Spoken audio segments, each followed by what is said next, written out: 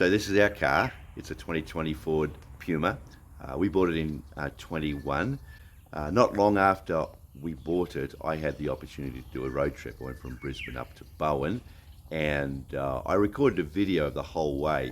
I thought it'd be fun just to remember that time about 4 years ago. It was a really good time and relaxing time for me. I loved it. So I just wanted to share that with you. I wouldn't be dead for quits. G'day, I'm Roland Hearn, and I would like to invite you to come on a road trip with me.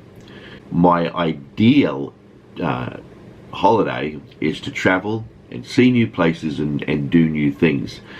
My wife, on the other hand, hates the idea of travel. She loves to be able to spend a holiday at home. Well, home for me is where my office is, and I want to be able to get away. And so every year we have this debate, and I end up staying home because for me, what makes a holiday is the shared experience, not just doing it on my own. Hit on this idea. Why don't I do a road trip and record it, and that recording of it will be like the shared experience. And so if I'm going to do a road trip, I want to do something a little bit interesting, a little bit exciting. And first of all, I thought, well, why don't I head to Western Queensland? I've never been to Western Queensland, and that's such an amazing outback countryside, the Channel Country. I thought maybe I could drive out there, stay a night or two and do a loop around and come back down from the north to Brisbane. Then sanity reigned, and I realised it's summer. Western Queensland is not the place to be in the middle of summer, and accommodation would probably be less than perfect, and I enjoy getting a good night's sleep. So then I thought, well, now here's the other thing that I love to do on holidays. Christmas time, summertime in Australia, it's cricket season. I'm a big cricket fan. So one of the things I do on holidays is watch the cricket match, but there's always interruptions and other things going on, so I don't always get the experience that I like. But why don't I go on a road trip, find a nice place to stay, and watch the cricket uninterrupted over a week? So to make that really exciting, I thought, how far could I go adequately in one day that didn't overwhelm me, but also was longer than what I would naturally do in a day? I ended up deciding on heading out to Bowen. I used in North Queensland, just south of Townsville, north of Mackay. I decided that I would use my frequent flyer miles to get a nice motel resort style accommodation on a beautiful bay, that experience then turned out to be the video that you're about to watch. Because it's a road trip, I focus on things like travel times and fuel economy and distance. There's one kind of exciting experience in the middle of it, and then there is I do a lot of talking about the car that I'm driving, which is a Ford Puma. We had only just bought the Ford Puma. It's a lovely car, and so I was really excited to take it on the long trip and to find out how it performed. But I talk about all of that in the video. So the next time you see me, it'll be just after 1 a.m. in the morning. I'll be sitting in my car. It's the 15th of December 2021, and I start this process of heading out on the journey. I hope you enjoy the video. I've put imperial measures up when I talk in metric. I know that it's potentially possible some of my American friends will watch this. That'll make it easy. When I do fuel economy, I even throw in the old UK gallons as opposed to US gallons, because there are older generation Australians and perhaps people in the UK that the miles per gallon won't relate if I just do it in US gallons. So I've done all that. Some people like that kind of stuff. Road trip people like that kind of stuff. So come along, let's have a great trip. I hope you enjoyed the video. Thanks for watching.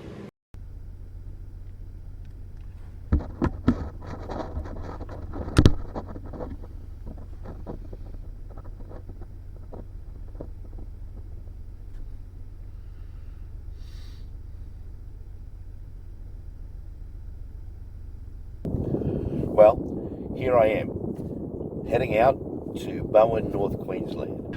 And I'm pretty excited about this trip. It's currently 1:11 and it says it's 25 degrees outside. I have 1,128 kilometers to do today. My first stop is going to be Bundaberg, where I'll stop for breakfast. Now, a little bit about this car. We bought this car about 3 months ago. It's a 2020 build Ford Puma, and it now has 10,419.9 kilometers on the clock. I'm just going to reset now the trip computer, and we've loved it ever since we got it. We felt like we could afford to buy a car that would be the last car that we'll buy in our working lives. And we did a little bit of research, or I did a little bit of research, and I kept on coming up again across this Ford Puma. I was wanting to try and do the best I could in this purchase to get an economical and an environmentally friendly car, and so this one kept on coming up, and it had a hybrid engine. But I didn't realize I was looking at the UK version. When we went to buy this, we discovered that in Australia all they have is the Hydrodyne engine, but it's a 1,000cc 1 litre 3-cylinder engine car, and it gets pretty good economy. So I'm going to be really interested to see how that goes on this long journey. Anyway, I'm going to head to the petrol station now and fill up, and reset everything at that point, and we'll see how we go. All right, well, I'm pretty excited about this. Let's get going. Okay, well, not a lot of light here, is there? But I'm pulling into the service station here in a little bit. All right, here we go.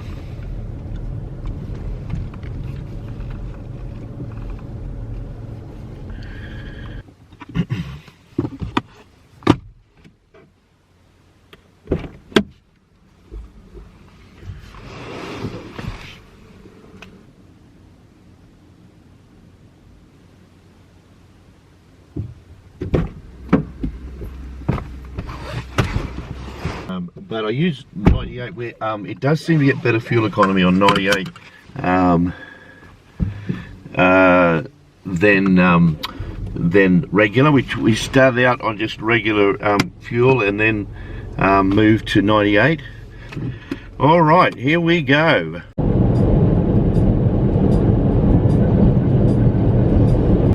Well, as you can see, dawn is beginning off there to the east.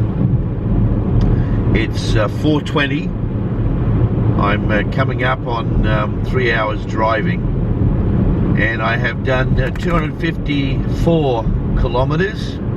I'm between Bundaberg and between Maryborough and Childers, and the traffic's beginning to develop in the early hours of the morning. It's been a really good drive because the traffic's been virtually non-existent for the biggest part of it. One of the cool features that I really love about this car is the number of automated things that it has, which I guess is all new technology, but I've never had a car that has these kinds of things before. Just coming up to a slow down area here. It's 80 kilometers an hour, so I'll just back off the speed there to set on 80 kilometers. But I discovered this trip for the first time how effective the automatic high beam is. Right now there's no traffic coming my way, and high beam is set, but it will drop as soon as it detects a light coming in the distance or coming up behind red lights of a car, or even if you go through a lighted area for an intersection or something on the highway, back to 100 k's now, it'll dim the lights, which is a really cool feature. After I've been driving for a while, here comes a truck in the other direction. Lights are dipped, and you'll see how far away those lights dip, because there the truck goes now.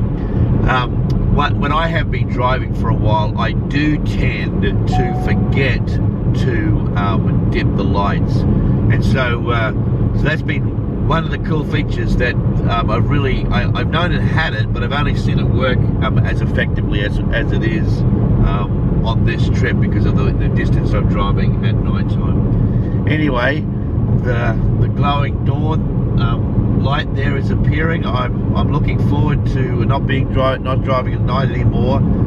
Still, the biggest chunk of the trip is ahead of me. I'm probably going to stop in about half an hour or so to get a cup of coffee, and just top up the fuel.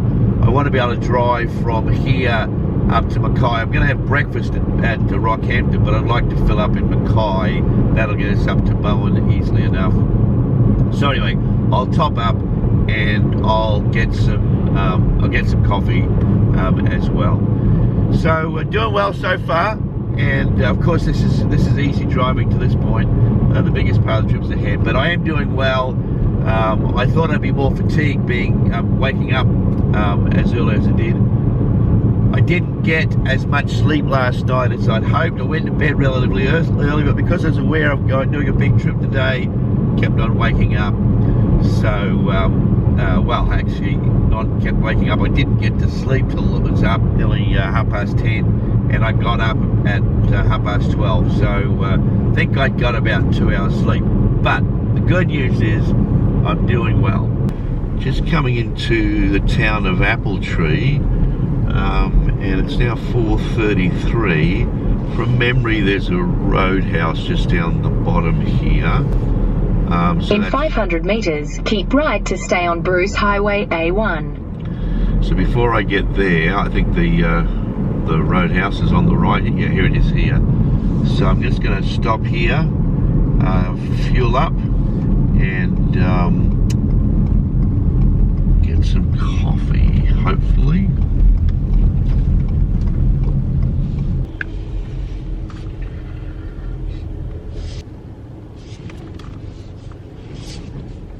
So I'm just stopped here at Appletree Creek for a few minutes. It's 4:44. I'm trying to get some podcasts to listen to, but let me just I have done 271 kilometers, 271.4 kilometers since I left home, and I used 14.58 litres of fuel. It's saying, I've got a bit of coffee on that receipt too. It is saying that I'm averaging 5.3 litres per 100 kilometres. I do. You've got the So lots of roadworks today on this trip, and it is getting a little frustrating that so much of it I've spent, like now, 60 kilometers an hour. But that's just part of the driving, and this is actually a very beautiful area, isn't it? So it's now 5:43 a.m. I've been driving for 4 hours, 4 and a bit hours.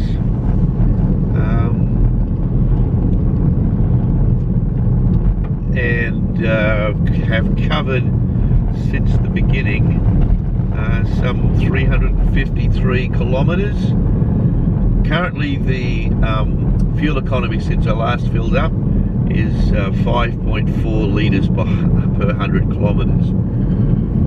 One of the things that another one of the things that I really love about this car is the seating position in space. Let me just get this camera around. Well, let's see, 6:30. So about 5 hours on the road now. A total travel distance 421 kilometres. So when we started at 1180, that means I've got 660 to go. So fair bit to still go. I guess I'm about a third of the way. That would make it.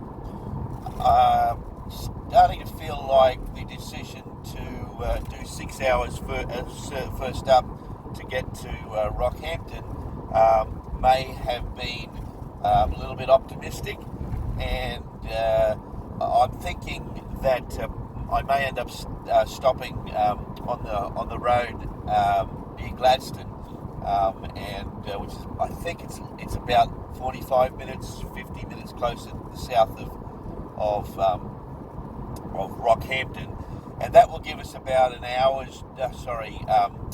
about a 4-hour run from there up to Mackay, which is where I'll have lunch.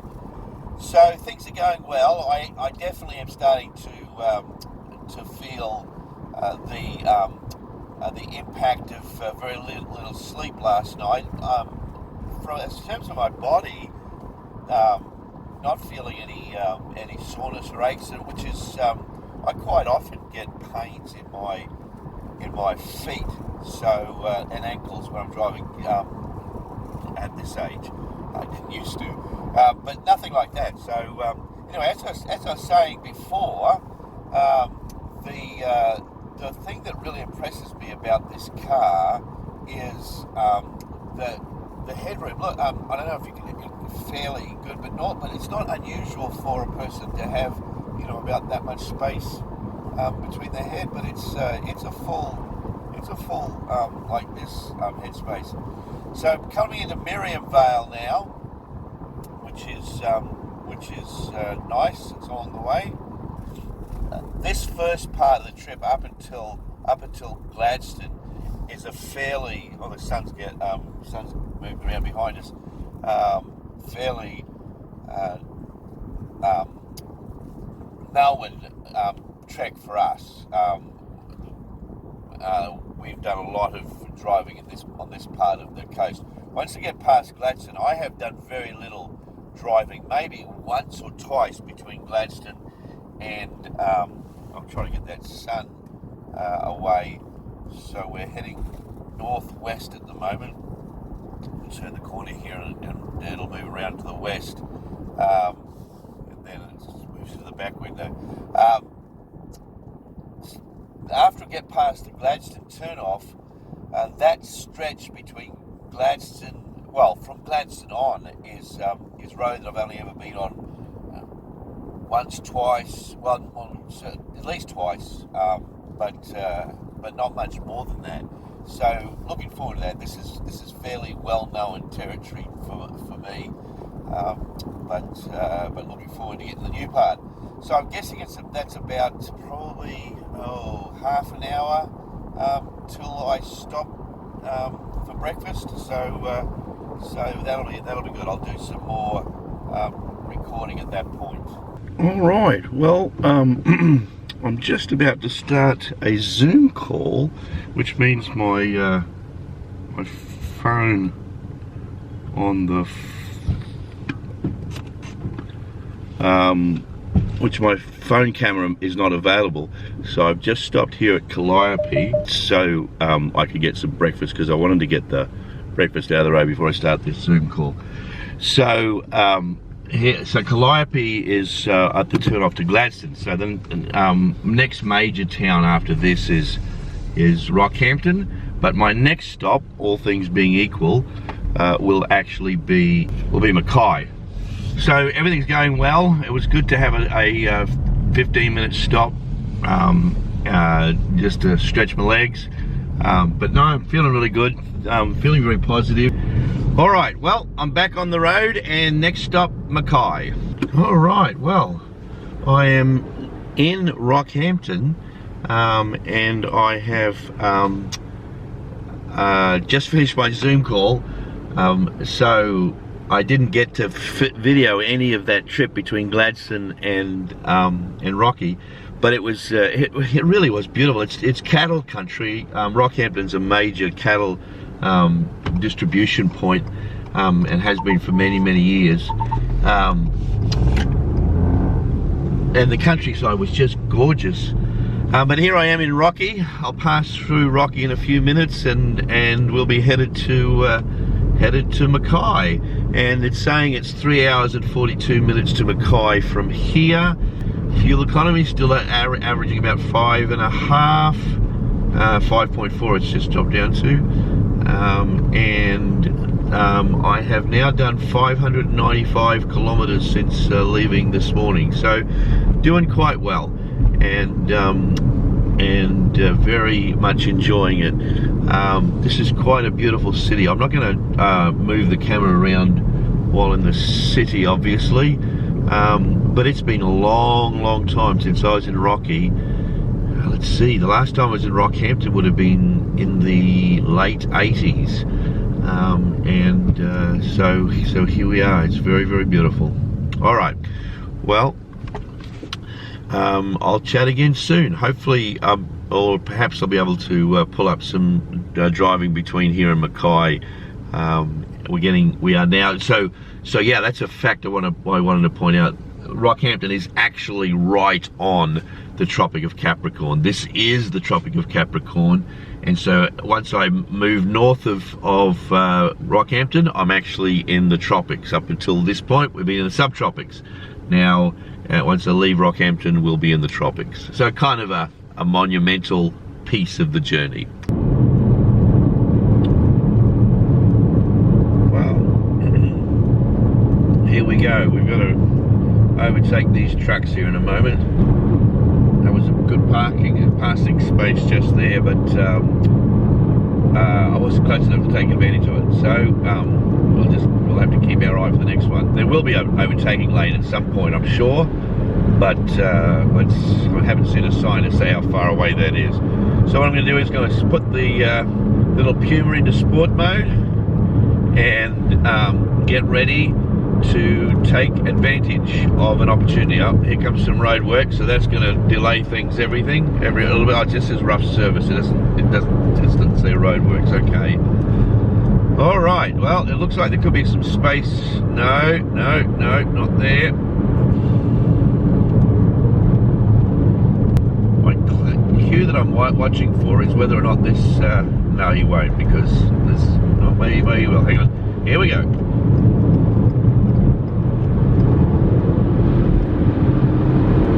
He's got to get there first.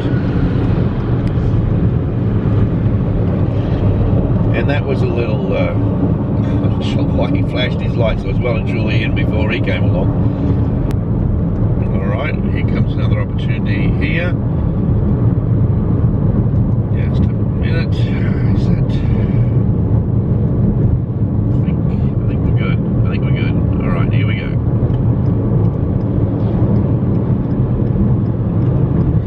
There's the lift off. We're doing 140 Ks. We got to 145 Ks, and I mean that was just in the time to pass that truck. So there wasn't any long engaged effort to speed. That was just passing that truck. 146 Ks. That's a 3-cylinder turbocharged 1000cc motor, smaller than my motorbike. Very impressive.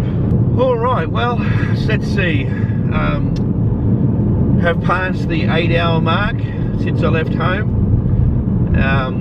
which theoretically means it's 4 and a bit hours. Well, of course I have stopped a few times, so 4 and some hours to go, but that would put me 2/3 of the way, and not doing too bad at all. Again, I reflect, I am tired as a result of the not getting any sleep last night, but not fatigued from driving. No, it's really good, this car, really good. One of the things that definitely saves energy is the active cruise control that keeps you spaced out from the car in front of you, and if that car decelerates, it will decelerate accordingly, and so you are not your instincts are not as heavily engaged all the time, as in normal driving, and that does help. But of course, the other thing is the line tracking. I'm going around this corner here, and I'm not even holding the steering wheel, and it's just tracking it perfectly. Now, you can't drive with your hands off the steering wheel, but certainly one of the things that on a long trip that always makes you nervous is if you have to reach for something, and you know, a good driver, a good conscientious driver probably wouldn't reach for it, but I'm the kind of person that I'll get that. Well, here we go, overtaking lane, so that's going to be very helpful. In this Puma, I'm very aware that in that brief second that my attention is off the road, the car is actually still engaged in the process, and that's a real relief. Now, some might say that there's a downside to that because it means you're less engaged. I'm not finding that at all true. I am finding myself actively involved in driving, enjoying the driving, just not stressed out. Not that I'm stressed when I'm driving, but there is a level of relaxation in this process that minimizes the impact of a long journey. It's very hard to describe because a person might be given to say, well, you're not paying attention. I am paying attention. I'm very aware that I'm aware of everything that's going on the road. I just feel fresher than what I would have felt under normal circumstances, having driven for 8.5 hours. Be that as it may, I'm not sure where to go with that, but it's definitely a real thing. Wow. This car just went close to saving my life. I'm not sure what would have happened had I not been in this car. I'm currently driving in a 110 km/h zone, and I came up behind two cars that were traveling about just under 100 km/h, and the car automatically slows. I didn't realize how slow they were going. But the car automatically slows. It's no problem. And so I was in a non-passing area, and it looked like I was going to be stuck behind them for quite a while. And I reached down to get a lolly, one of these. I'm just going to slow down here. There's the roadworks ahead.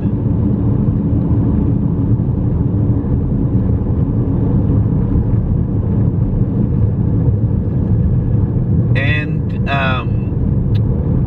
in the second that I looked down, one of those cars slammed on their brakes. I mean, we're out in the middle of nowhere, and I'm not sure, maybe they got a flat tire or something, I don't know, but they slammed on their brakes and pulled off the road very quickly. I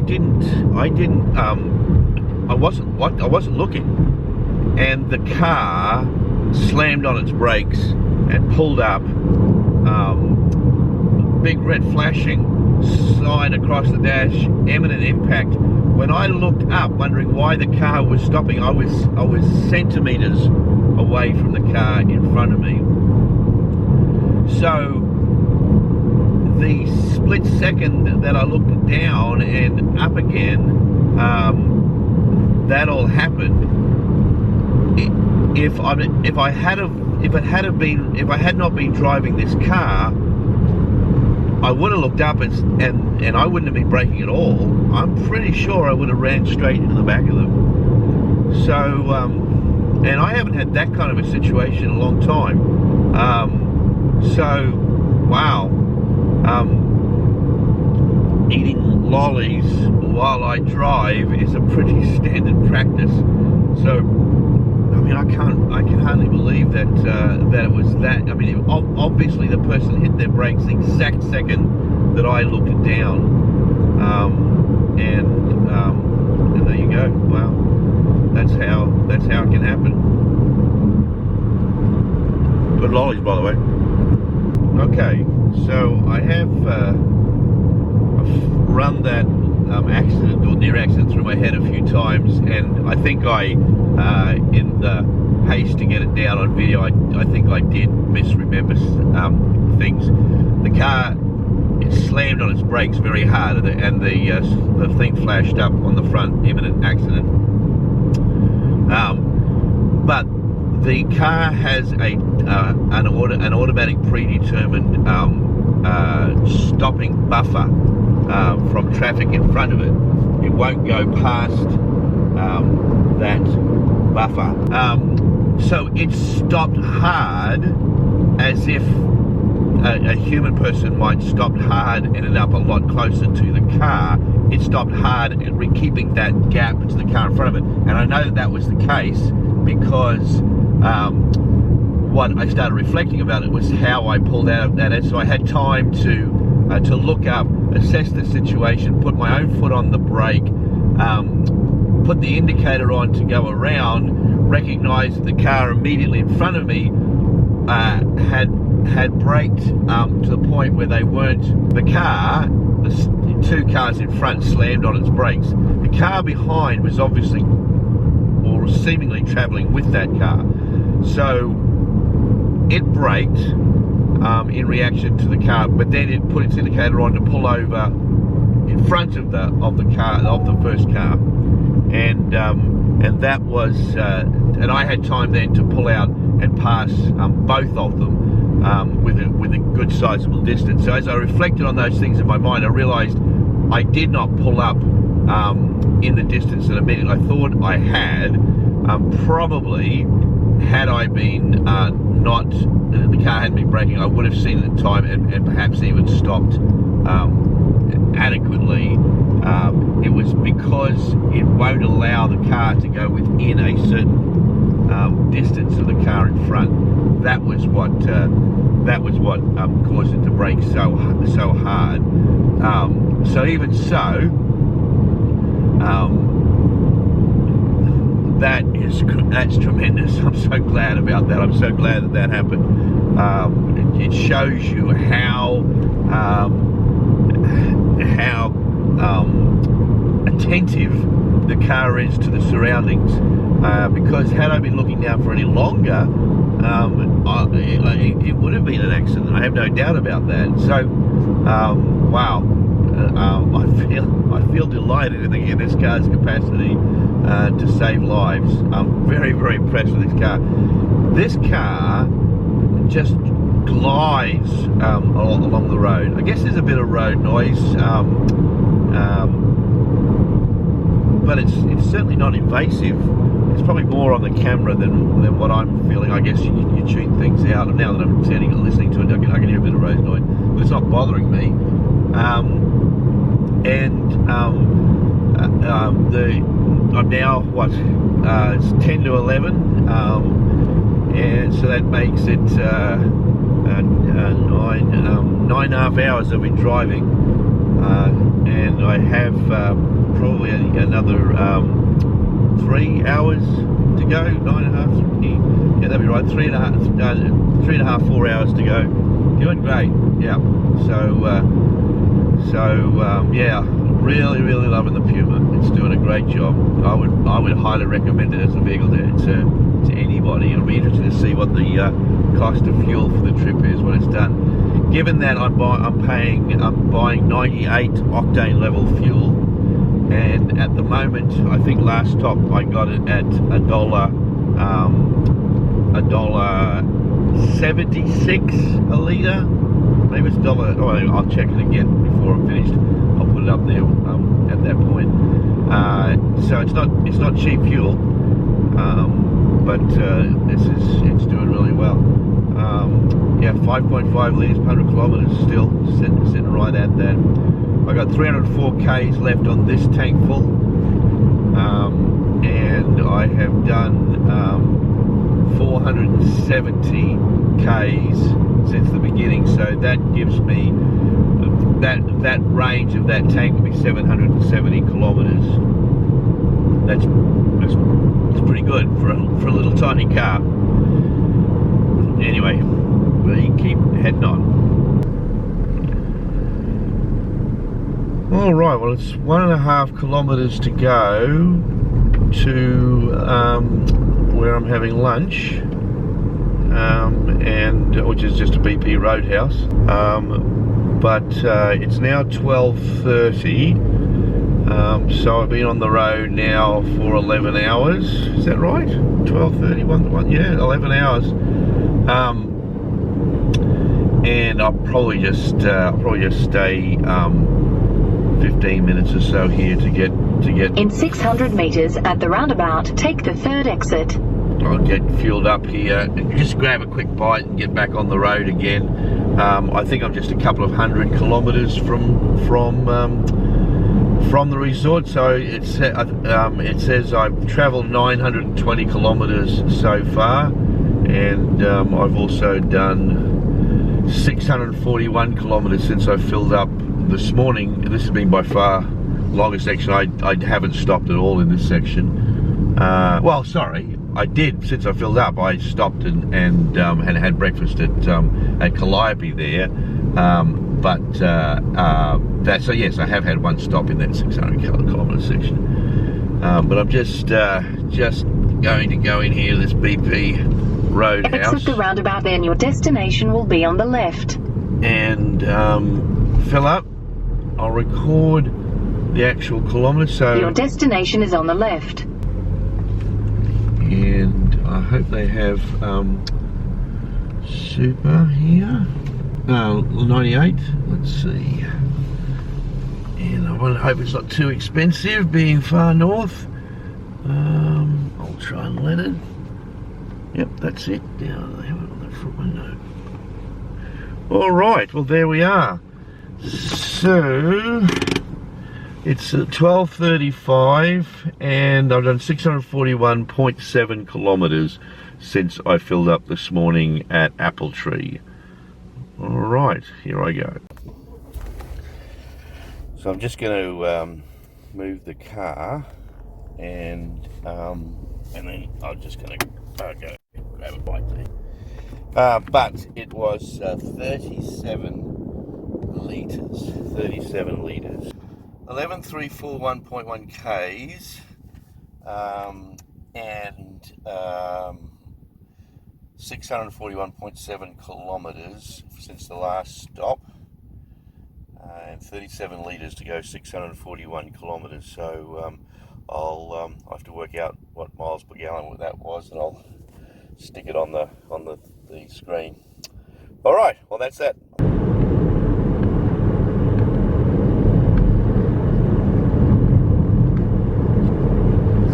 So had a hamburger at the service station.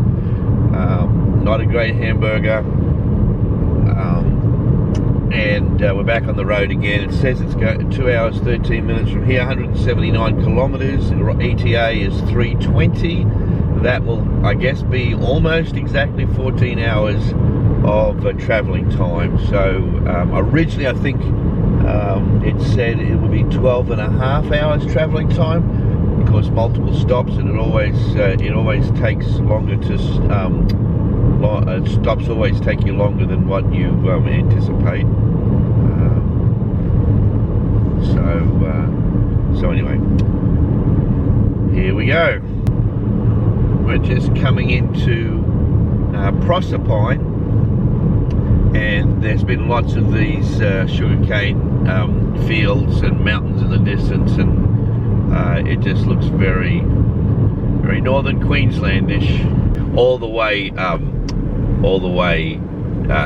since before Mackay. I've been passing through areas that are very much like this. I'm not sure that I've got a lot of imagery of that, But I just thought coming into Proserpine here, I would film a little bit. I've been trying to save the battery, make sure I don't run out of the battery on the camera. I don't know how much I've got left on it, but I'm now only 1 hour away, 72 kilometers, and I just thought I could probably I'm probably pretty close to being able to make it, so we shall see. In 400 meters, keep right to continue on Blair Street, Bruce Highway.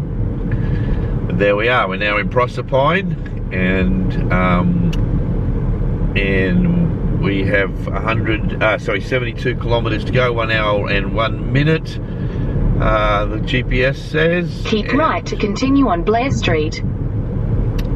And I've done 128 kilometers since filling up at Mackay, and a total. Continue on A1 for 64 kilometers. Total so far, hang on, 1,049 kilometers. So there we go. All right. Well, I have made it to Bowen. I am 4 minutes, 3 kilometers from the resort, and it's 3:38. Take the next right onto Horseshoe Bay Road.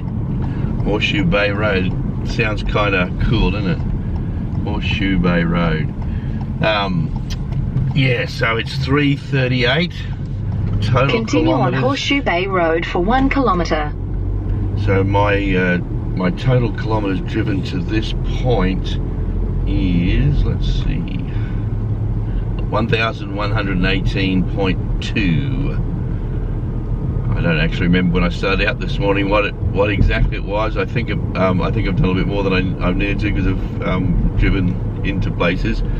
But this is it. Very, very good. 3:39. So 1:30, 3:39. That's just a little over 14 hours. Yeah, good drive. Good drive. The last hour and a half was really taxing because in 400 meters at the roundabout, take the second exit onto Rose Bay Road. Because it was really very lots and lots of roadworks. Lots and lots of roadworks, and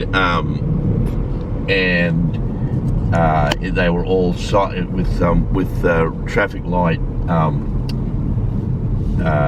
control.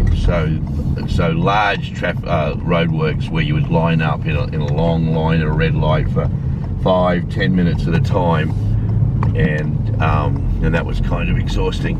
But the good news is, when I got here, I've discovered that the Woolies is only 5 minutes down the road. I mean, I stopped actually before coming into here.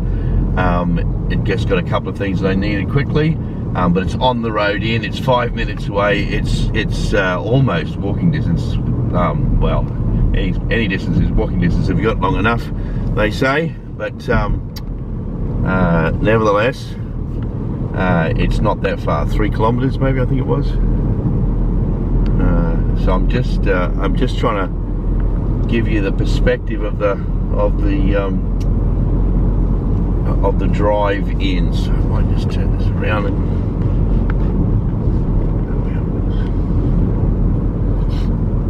800 meters, 2 minutes.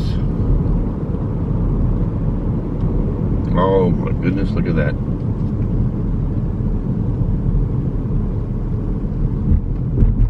Oh my goodness, look at that. That is the Coral Sea, Pacific Ocean. Kind of feel inspired to do this kind of trip. In 300 meters, your destination will be on the right. Destination's on the right, the ocean's on the right, so that's all boding well, isn't it? 90 meters.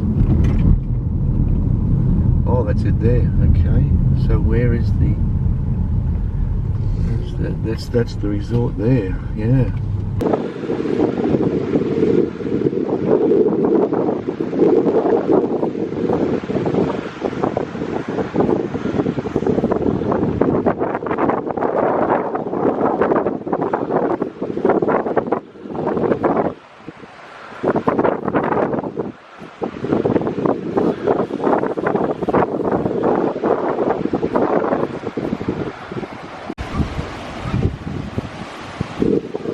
Well, this is the last evening here, and I haven't taken any footage of low tide. It really is incredibly beautiful here.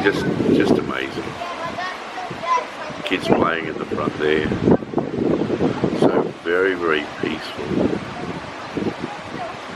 I really enjoyed this opportunity to be away this weekend.